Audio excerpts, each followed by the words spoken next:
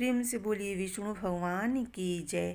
आज वैशाख मास के कृष्ण पक्ष में पड़ने वाली बरुथनी एकादशी का व्रत है।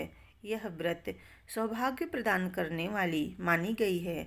आज भगवान विष्णु के वराह अवतार की पूजा करनी चाहिए और इसके बाद बरुथनी एकादशी व्रत की कथा को पढ़ना या सुनना चाहिए। तो आइए सुनते हैं बरुथनी एकादशी व्रत की कथा को। धर्मराज युधिष्ठिर बोले कि हे भगवान, वैशाख मास के कृष्ण पक्ष की एकादशी का क्या नाम है, उसकी विधि क्या है तथा उसके करने से क्या फल प्राप्त होता है। आप विस्तार पूर्वक मुझसे कहिए, मैं आपको नमस्कार करता हूँ। श्री कृष्ण कहने लगे कि हे राजेश्वर, इस एकादशी का नाम बरुथनी है। यह सौभाग्य देने वाली, सब पापों को नष्ट करने वाली तथा अंत में मोक्ष देने वाली है। इस व्रत को यदि कोई अभागिनी स्त्री करे तो उसको सौभाग्य मिलता है। इसी बरुथनी एकादशी के प्रभाव से राजा मानधाता स्वर्ग को गया था। बरुथनी एकादशी का फल 10,000 वर्ष तक तप करने के बराबर होता है। कुरुक्षेत्र में सूर्य ग्रहण के समय एक मन स्वर्ण दान करने से जो फल प्राप्त होता है, वही फल बरुथनी एकादशी के व्रत करने से मिलता है। बरुथनी एकादशी के व्रत को करने से मनुष्य इस लोक में सुख भोग कर परलोक में स्वर्ग को प्राप्त होता है। शास्त्रों में कहा गया है कि हाथी का दान घोड़े के दान से श्रेष्ठ है। हाथी के दान से भूमि दान, भूमि के दान से तिलों का दान, तिलों के दान से स्वर्ण का दान तथा स्वर्ण के दान से अन्न का दान श्रेष्ठ है। अन्न दान के बराबर कोई दान नहीं है। अन्न दान से देवता, पितर और मनुष्य तीनों तृप्त हो जाते हैं। शास्त्रों में इसको कन्या दान के बराबर माना गया है। बरुथनी एकादशी के व्रत से अन्न दान तथा कन्या दान दोनों के बराबर फल मिलता है। जो मनुष्य लोभ के बस होकर कन्या का धन लेते हैं, वे प्रलय काल तक नरक में वास करते हैं तथा उनको अगले जन्म में बिलाव का जन्म लेना पड़ता है। जो मनुष्य प्रेम एवं धन सहित कन्या का दान करते हैं, उनके पुण्य को चित्रगुप्त भी लिखने में असमर्थ हैं। उनको कन्या दान का फल मिलता है।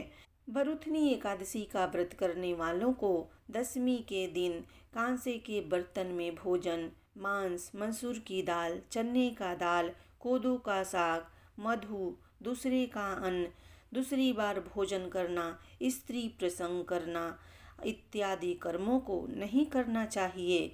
व्रत वाले दिन जुआ नहीं खेलना चाहिए। उस दिन पान खाना, दातुन करना, दूसरे की निंदा करना तथा चुगली करना एवं पापी मनुष्यों के साथ बातचीत सब त्याग देना चाहिए।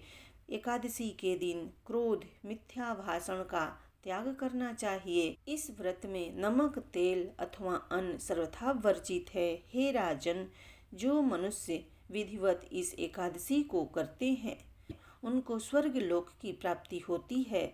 अतः मनुष्यों को पापों से डरना चाहिए। इस व्रत के महात्म को पढ़ने से 1,000 गोदान का फल मिलता है।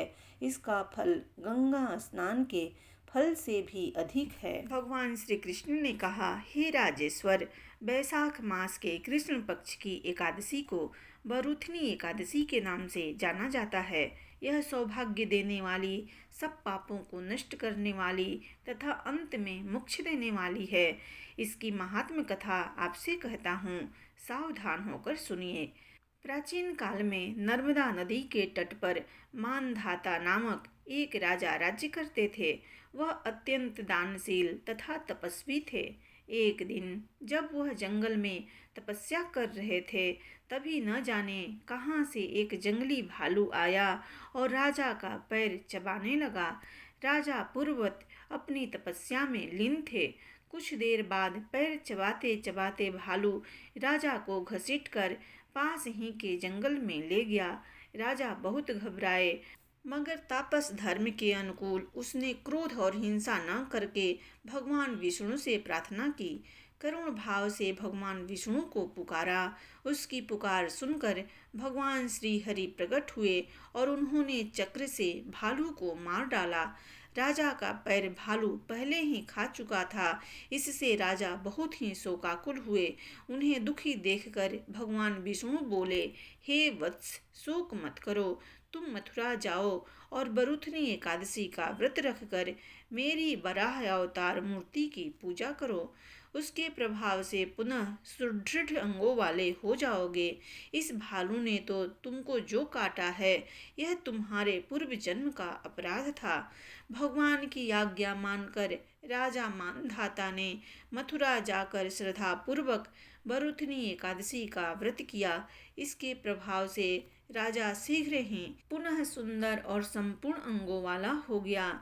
इसी एकादशी के प्रभाव से राजा मानधाता स्वर्ग में चले गए। जो भी व्यक्ति भय से पीड़ित है, उसे बरुथनी एकादशी का व्रत रखकर भगवान विष्णु का स्मरण करना चाहिए। इस व्रत को करने से समस्त पापों का नाश होकर मोक्ष की प्राप्ति होती है।